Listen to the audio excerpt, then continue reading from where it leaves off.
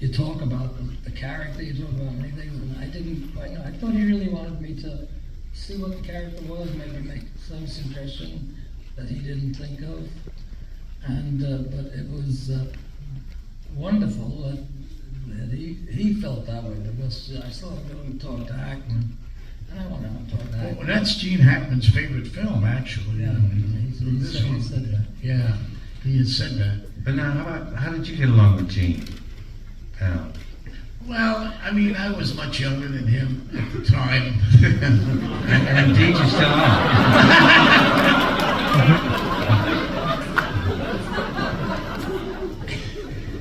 This is not, some things never change, right? And it was great, but I used to go out every night and all with his brother. Yeah. He had a younger too, right? brother, yeah, who's in the film too, and I got along with him well.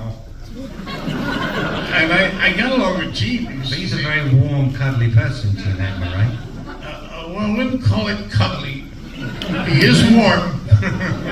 And he's a guy who wears a lot of, his character wears, he gets cold all the time. That's right, yeah. He's come out of prison and he wears a lot of clothes, and it was, you know. Well, he's struggling to try and find out what he felt about Hackman. You know, you can see that. But I'll tell you. Well, I felt good. I mean, he's a great person. Too. He's funny as all get out. We came to the set one day, and I had been reading the script, and I thought maybe we had too much dialogue in the scene. And I said, "Why don't we talk a little bit?" And I said, "Can we just rehearse it? Maybe cut some of the dialogue out."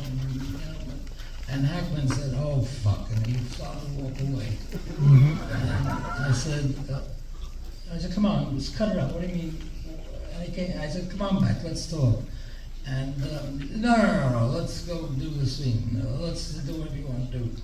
And he came back, and we went into an alleyway to talk about this. And I said, "Okay, what's the problem?" He said, "I'm sick and tired of you guys sitting together at night before and deciding what my dialogue is going to be." And I said, "But that's not true." And I didn't socialize with him on the film or Hackman. And I said, "Oops."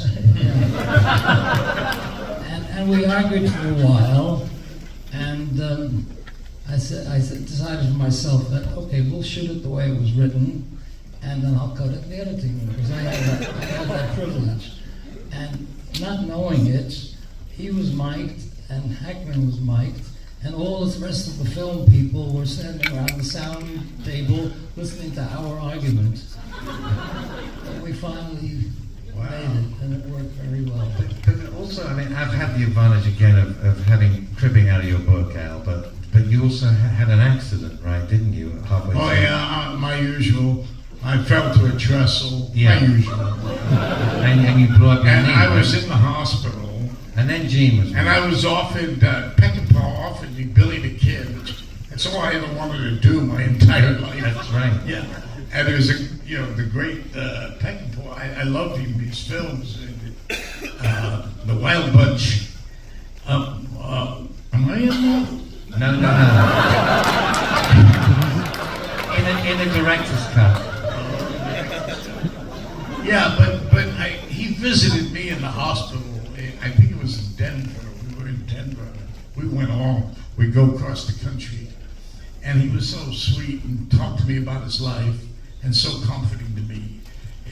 Things come out. I really remember that about him most. So he kind of, in a way, the arc of what happens during the film, without giving anything away, sort of happened on the set too. Yeah. It was amazing, just being out of New York for that long and just traveling across the country. And you talk about turning down Peckinpah, but I think there's quite a long list of people you turned down at that period. Strangely, I was in a state. That's probably why you asked me. That was it. Yeah. That's why I did it. This part, I was in that state where you don't quite know what's happening because so much is happening, and the attention is so pronounced, and the light is on you instead of shining it out that way. So I I just said, stick to what you know. Stick to the character, the text, what stuff you relate to. Don't go off on that thing that happens. You know, you start doing musicals. You know, not anything against musicals, but I can't sing. You know, but you can dance. I can dance. I can dance. So anybody got anything here? We're going to get a musical song to sing because they said no more musicals yet. Yeah. I mean, they'd have offered me Queen Elizabeth at that particular time. That's right. I was thinking about it. But wasn't there a couple of very famous directors that were after you, right? Yes, there were. And who would they be? Oh, the great ones, you know. And I was so, you know. Do you want me to name them all? I don't want to name. Ingmar Bergman. Oh, I don't want to name. Federico Fellini. Oh, yeah. You know, first of all, one of the greatest performances I've ever seen, if anybody wants to see it, is Fellini's Casanova. That's right, which could have been you. With Donald Sutherland, who gives one of the great film performances I've ever seen. I don't know anybody who's seen it here. Brilliant, yes. It is so totally brilliant. Anyway, Fellini, I was doing Dog Day Afternoon, and Fellini came in to the bank where we were working, and he had this gate, you know, and he just came in. Pacino! I said, he is the way he is, you know, it's really great. And then he looked at me, he said, oh, look at, no. He was looking for Casanova. Yeah. He says, you're too pretty. My face. I said, Casanova wasn't pretty. See how far he got, though? I mean, you know. So looks don't matter. His autobiography. But he was really so sweet to me, and he just did reject me for it. I mean, he did come to look at me, the director did. He came to see if I would. And didn't Stanley want you to do Napoleon at that period?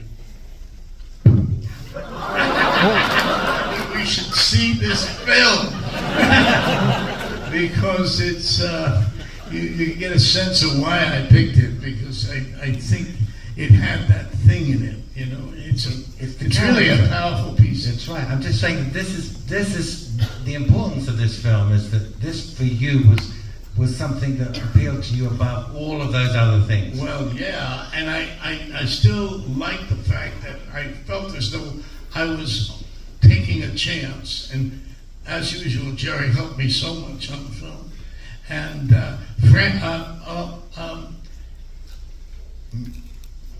what's his name again? Gene Hackman. Gene and I got in a cab, and we were in I think we were in San Francisco, and he said, let's go he told the driver, take us to the slums down here. And he didn't know he was in disguise, and I wasn't. But I had my little bullet hat or whatever I have in this film, and I thought, okay, so we're going down, and I noticed one thing, I have to say it, so he's playing the part, you know, he's getting in that role of being, you know, I of course lived that role my entire life, so it was easy to get right back, you know, but I've been on the shorts, as they say, they call it the shorts, and the cabbie turns and says, you guys on the shorts, huh? So, I almost said, no, we're very rich actors. But he took us, and me and G were there, and G was all, you know, quiet. He was in it. And I noticed that we didn't give the cab driver any money.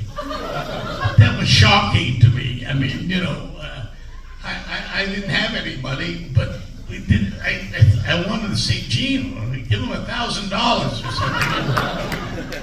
But he was in it, you know. So why should this poor cab driver suffer us by himself? Because we're actors trying to play a role. This guy's got to eat. I was a bit of a, you know. Do you think, Al, that part of what you were trying to do at this period was escape from the sudden fame, and go back to something that was more in your roots and something that was more?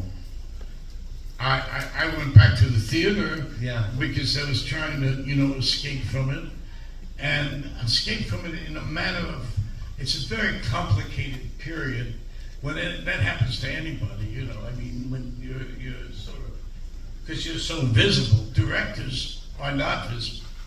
And, they can sort of fool around and walk around and, Get into trouble. I think this is the film. I'm doing the film right now for some reason. I've been talking too much. No, nice. What it is, I don't like them to go to bed late. and then in the middle of the film, they're getting tired on my time. And they're saying, this is okay. We've kept them up this long. But I have to ask Jerry a couple of... For me, I'm not sure for them, and Yeah.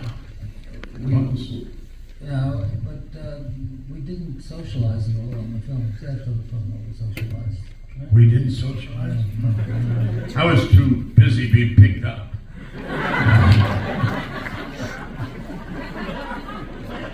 And you threw your knee out. I'm sorry? And you threw your knee out. I can't hear you. Did your knee? My knee. Oh, that was not fun. I don't want to give it away with someone, but I really never cared for what they did because I fell through that trestle and my thing went out and that AD was saying, go on, get out there and run. He was like some football guy.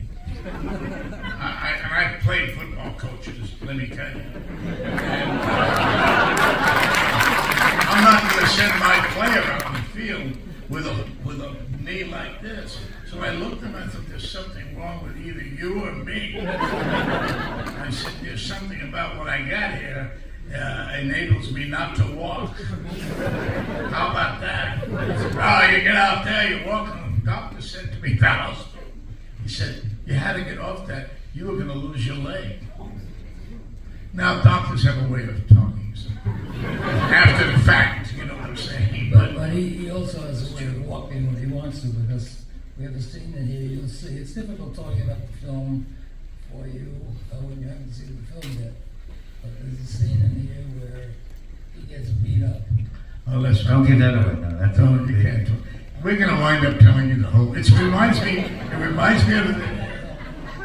Just got beat up. Oh. And I was watching the scene. The scene looked wonderful.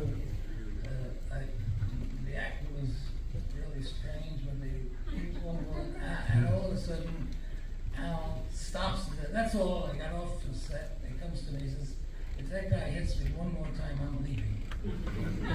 I'm bleeding or leaving? Oh, leaving. I mean, I was bleeding. And I stopped everything. I called the actor over, and I thought he's an actor. He must have been acting when he was hitting him. He was hitting him. Method act. No, that's something that does happen. And I told the guy that if he hits him once more, he's out, and I'm going to shoot everything over that he was in. He didn't hit him again. Yeah, thank you. Why I'm still here. Gene has a fight with the guy, and I think he probably told Gene, give him one for me. No, I think that was, when actors are younger. I mean, I remember doing it, saying, hit me with it, don't worry about it, it's got to be real. So hit me with all you got, It's so weird. Well, young actors are like that. They're just all ambitious. I should You should have hollered at me. Yeah, I was saying, come on, man, Richard, beat the shit out of me. I didn't know. Because I was already by the time I did this film, I had learned they really do it, And like even the sex scenes in films. Now, I'm going to give a lecture here. Where's my podium? I carry it around with me. Yeah. You're going to give us a lecture on sex scenes now. Well, Yeah, give it, come on. the great stuff that's done, like, in Panic, some of them, they're orchestrated, the sex scene is very difficult to do in a movie. It just is uncomfortable for most actors, all of them really, and to ask any, they'll tell you. But the